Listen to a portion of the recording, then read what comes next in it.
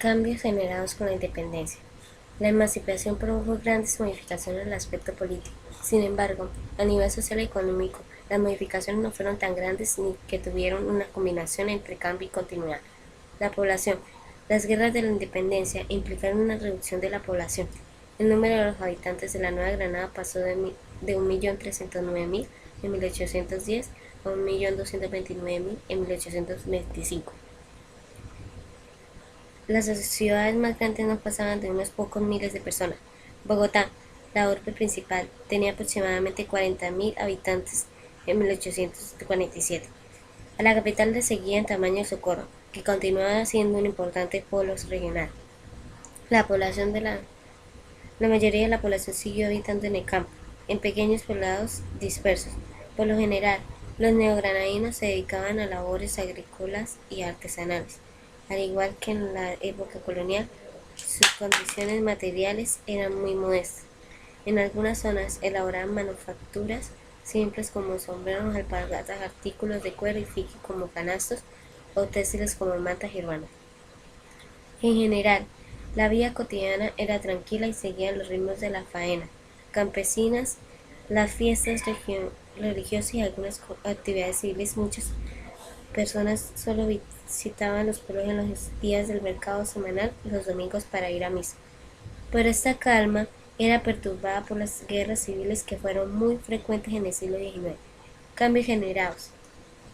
Cambios regionales. Luego de la independencia se alteró la jerarquía regional de algunas zonas urbanas y rurales. Bogotá se mantuvo como la principal del país, pues concentraba la sede del gobierno, era un importante centro educativo y el principal punto de distribución de bienes de consumo a otras regiones.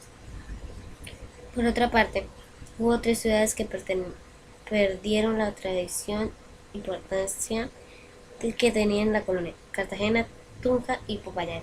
A mediados del siglo XIX, Cartagena contaba con menos de 10.000 habitantes, Popayán tenía uno de los 7.000 y Tunja también. Cartagena se vio afectada por la obstrucción del canal que la comunicaban con el río Magdalena, por lo que perdió su papel como lugar de ingreso de mercancías importadas. Hasta mediados del siglo, esta función de puerto principal la asumió la ciudad de Santa Marta. Con todo, Cartagena y Popayán mantuvieron su importancia como ejes de gobierno provincial y educación universitaria. El cambio más notable se presentó con la región de la Antioquia, que pasó a ser la zona más próspera de la República. Eso se debió en gran parte a la producción del oro por la exportación que creció después de la independencia. También se debió a la aparición de los pequeños propietarios en la mentalidad emprendedora. Por ello, la población de la Antioquia creció más rápidamente en la que de las demás provincias y pronto se vio obligada a buscar nuevas tierras, dando lugar a un proceso de colonización que abarcó el siglo XIX y parte del siglo XX. El primer préstamo externo. Las guerras de la independencia dejaron al país en la ruina. Para finalizar los ejércitos, también el bando realista, como los patriotas, establecieron contribuciones forzosas de dinero y bienes, que afectaron a muchos propietarios y llevaron a muchas familias a la miseria. El clima de la confrontación e inestabilidad también afectó el comercio y la manufactura de varios artículos.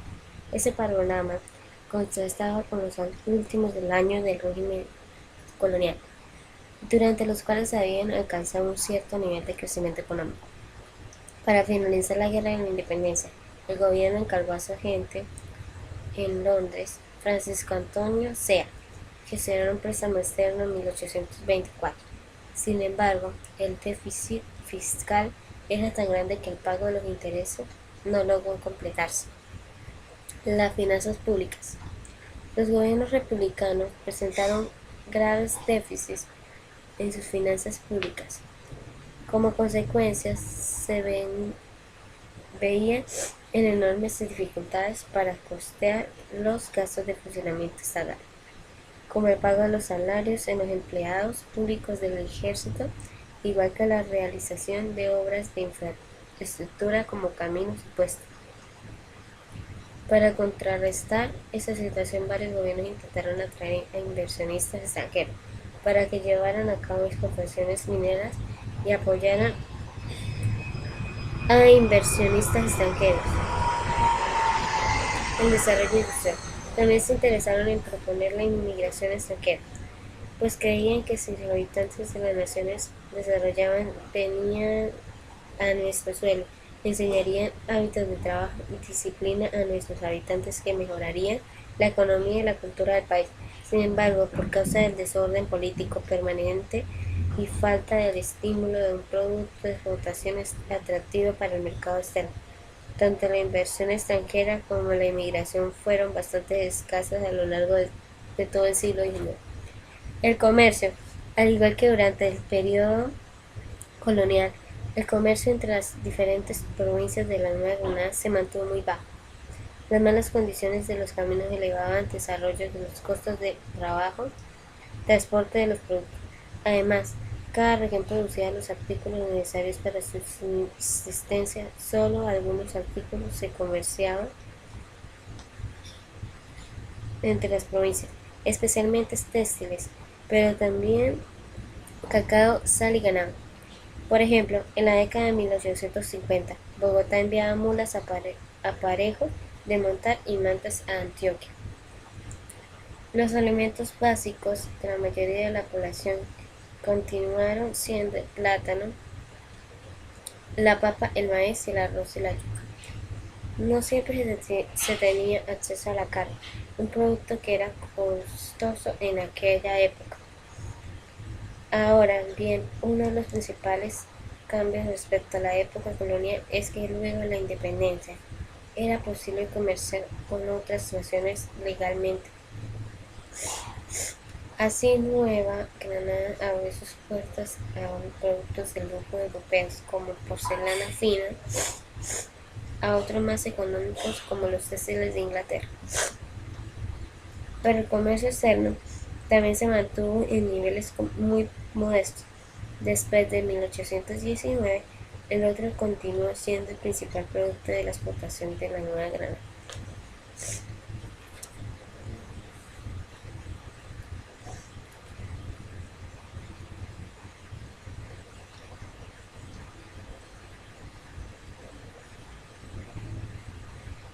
La esclavitud y los resguardos. La esclavitud fue eliminada paulatinamente a lo largo del siglo XIX. Para comenzar, muchos esclavos fueron liberados durante las guerras de la independencia y otros más durante las guerras civiles. En las décadas siguientes, con el fin de engrosar las tropas, en 1821 promulgó la Ley de Libertad de Vientres, con la cual los hijos nacidos de madres esclavas serían libres solo al cumplir los 18 años de edad. Sus padres, sin embargo, continuaron sumidos en la esclavitud, pero esta institución solo fue abolida definitivamente en 1851.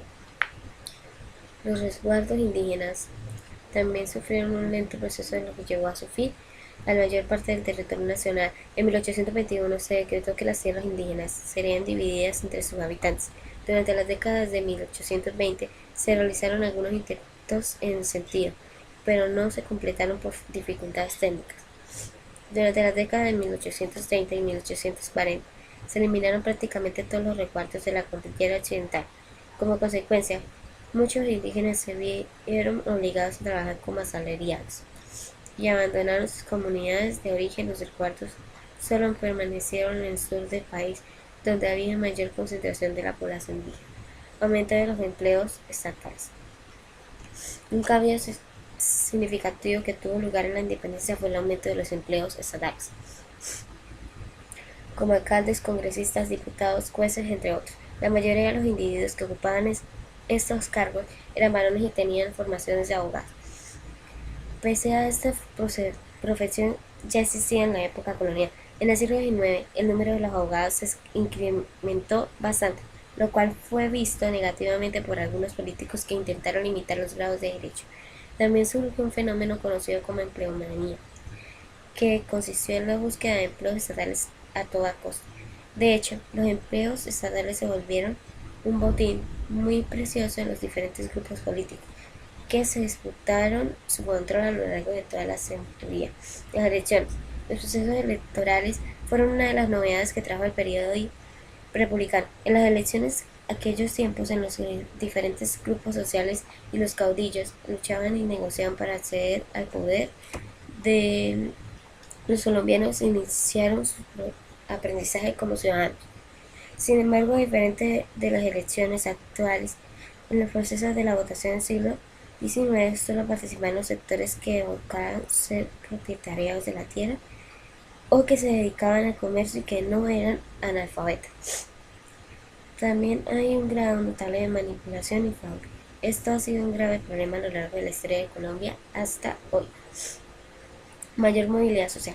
Otra transformación tuvo que ver con la mayor movilidad social. Durante la época de la colonia, las oportunidades más para estudiar, conseguir riqueza y poder político estaban limitadas a los españoles y los criollos, es decir, solo a las clases altas de la sociedad. En el siglo XIX, estas oportunidades se extendieron a otras personas, aunque continuaron siendo bastante limitadas. Nuevos tipos sociales. Cuando la independencia no fueron muchos de la composición de los grupos sociales, sin embargo aparecieron nuevos tipos sociales como los caudillos, los gamonales y los políticos civiles. Los caudillos y gamonales, esos jefes de políticos de muy diverso tipo.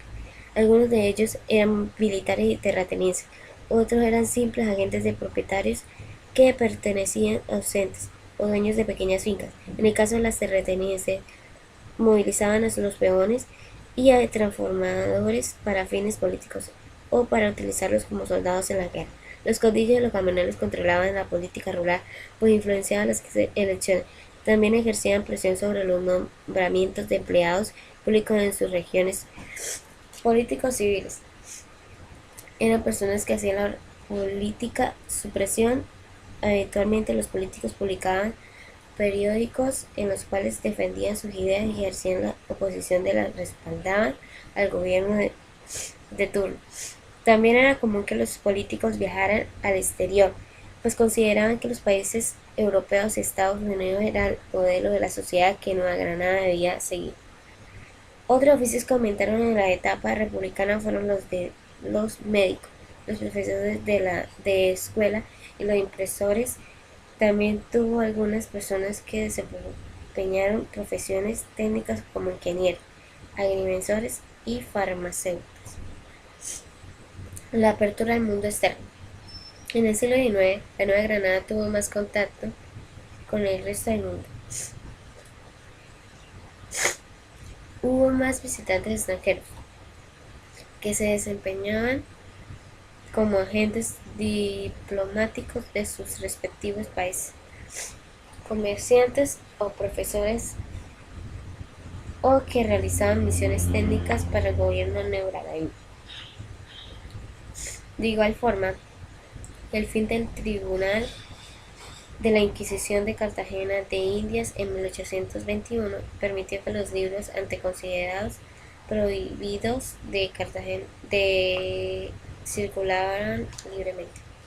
Los miembros de la élite eran especialmente receptivos a las corrientes de ideas europeas, como el romanticismo, el utilitarismo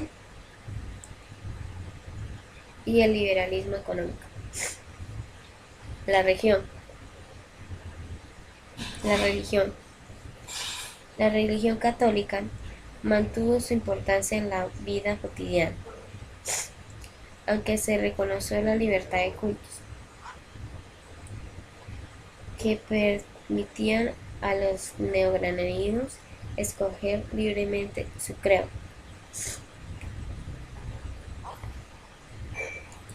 La Iglesia siguió desempeñando un papel determinante en la formación de la mentalidad de las personas y debían ser tenida en cuenta para las decisiones políticas.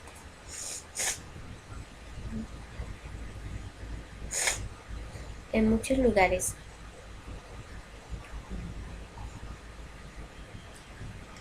los curas párrocos eran la figura local más influyente.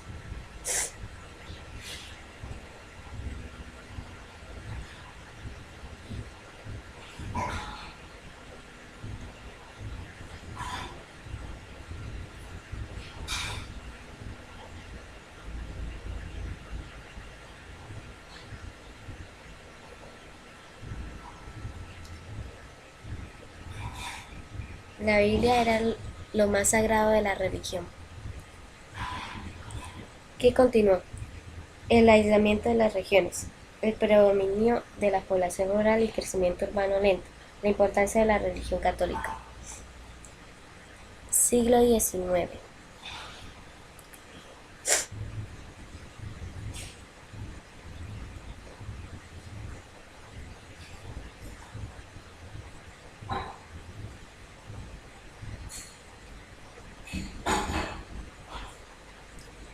¿Qué cambió? Se eliminaron los resguardos y la esclavitud. Surgieron caudillos y gamonales. Surgen las elecciones, aumentan los empleos estatales.